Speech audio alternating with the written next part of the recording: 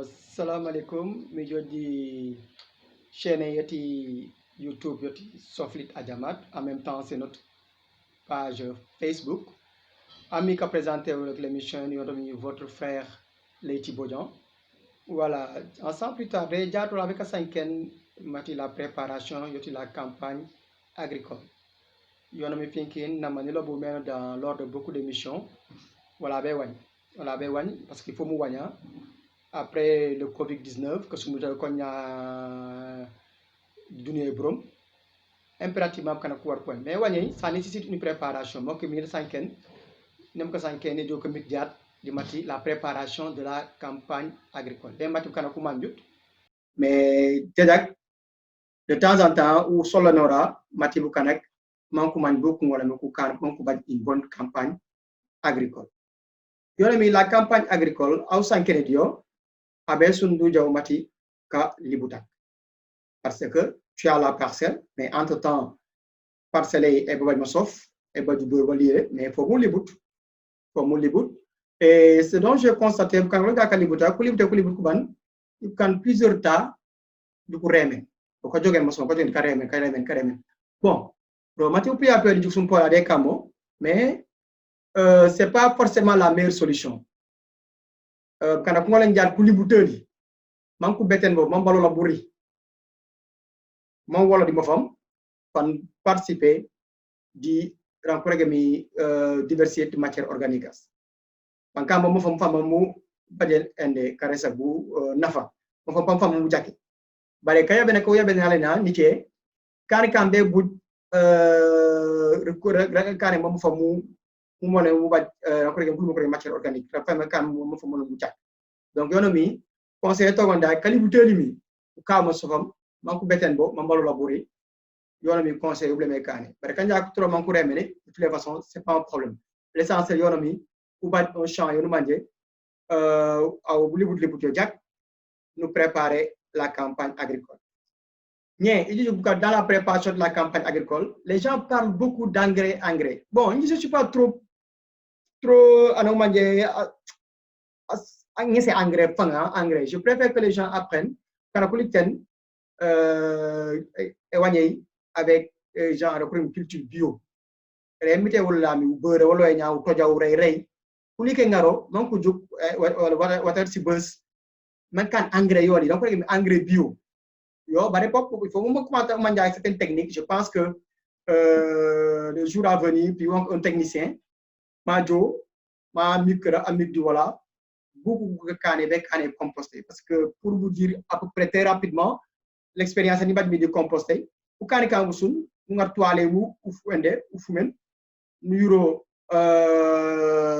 utoja wasayay pa utoja gelene ngar ko bum ko kando ngar li ci watu yene kando mu mélanger mu lis uyen bu kanja par 10 jours par 15 jours par 20 jours ñu yen melam lanu goren ñu ende peu yat après problème ngare mu jax ci mo fam be kané tolé on l'a essayé du jardinage mais on a eu une très belle production nous bañ mi vraiment dajak le rendement était très bon très bon le rendement du moins mo ki mi nénu bu lieutenant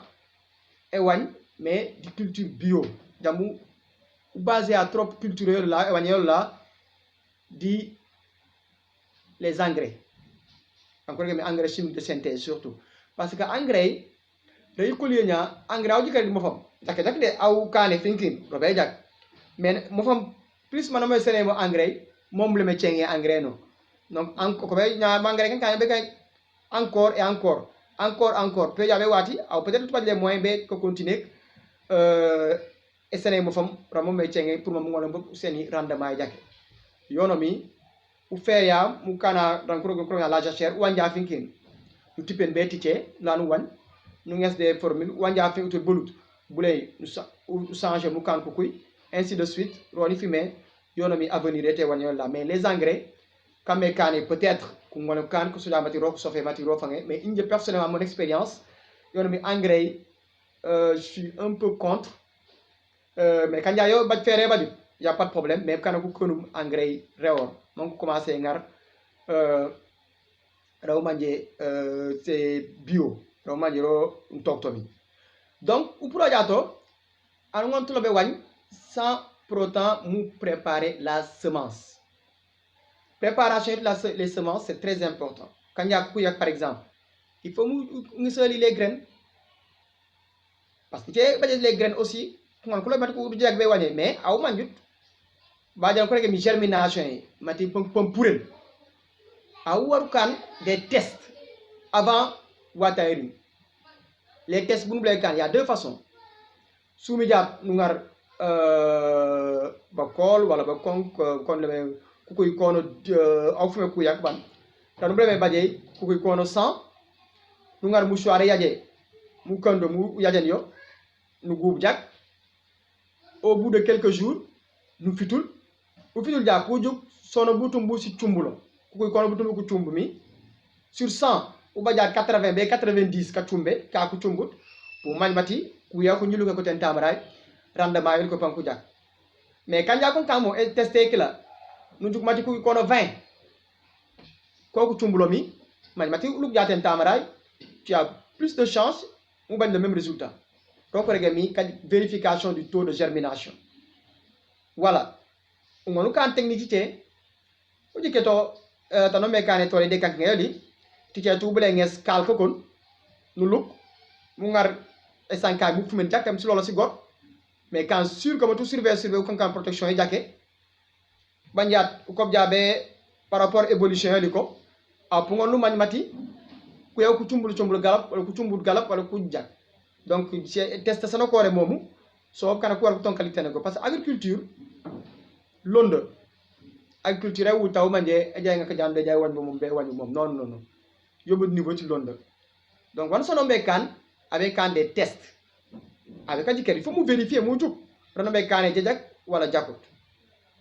ya e jowro mom be wata ri njat aw na pour luk mi kala ka be ku ban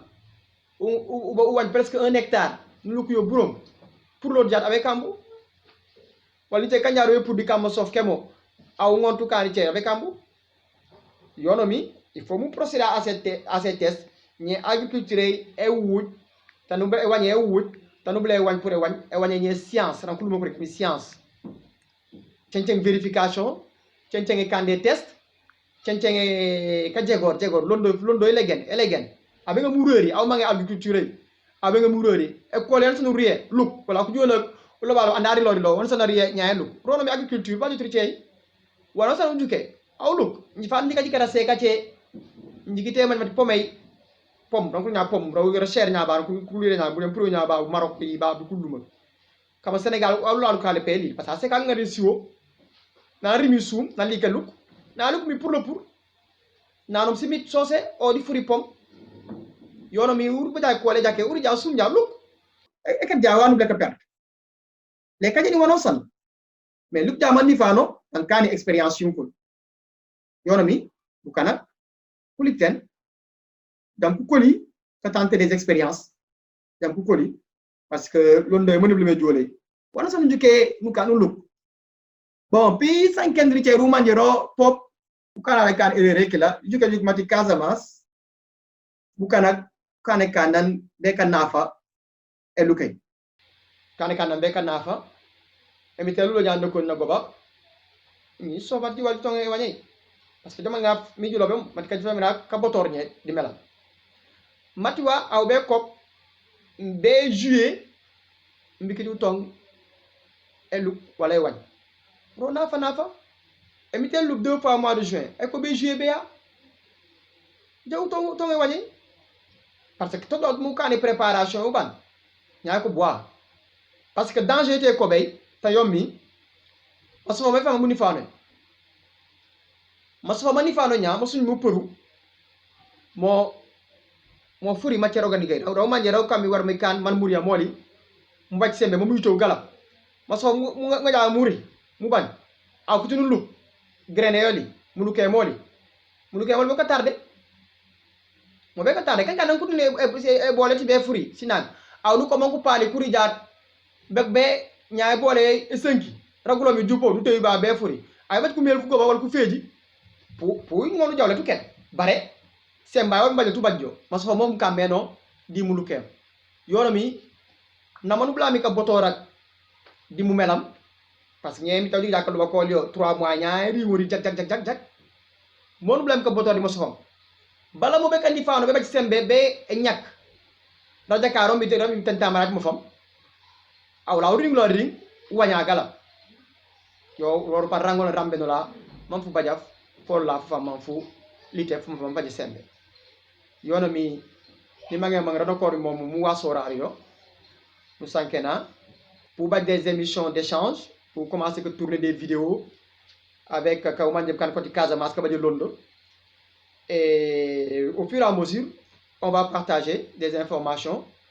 Dans Milo Boumeno, il a contacté Mati Nifang et Mimanje Boukan. Il a contacté Mati Njibe Kana Chenga. Tani man mini jomu wasora, wala ni jagor mini jomu wasora diro. Di pop puja be uju kam kana kon la kamani ni mu chenga li man ko lobola bunumbula le kan Mati Fubaja Fati Casamance tamam fuje foju. Kutiom di ko lino jugulinom njombe lowul abaraka miu kadi kernya chaîne et youtube yole du yanko regami Soflit Adjamat kamang mi ko continuer kadi keroli ak wala ba des échanges di chaîne yole parce que sosof mati en camp nafa beum boti le développement de Casamance et surtout l'entrepreneuriat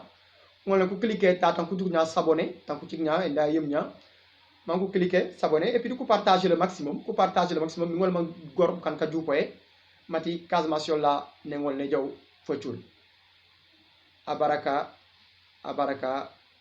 be kulay ke lo yut bajina bi jolga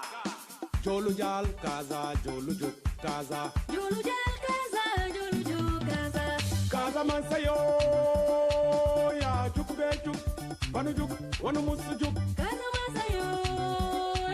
ye kaza di monsa et tam yati commença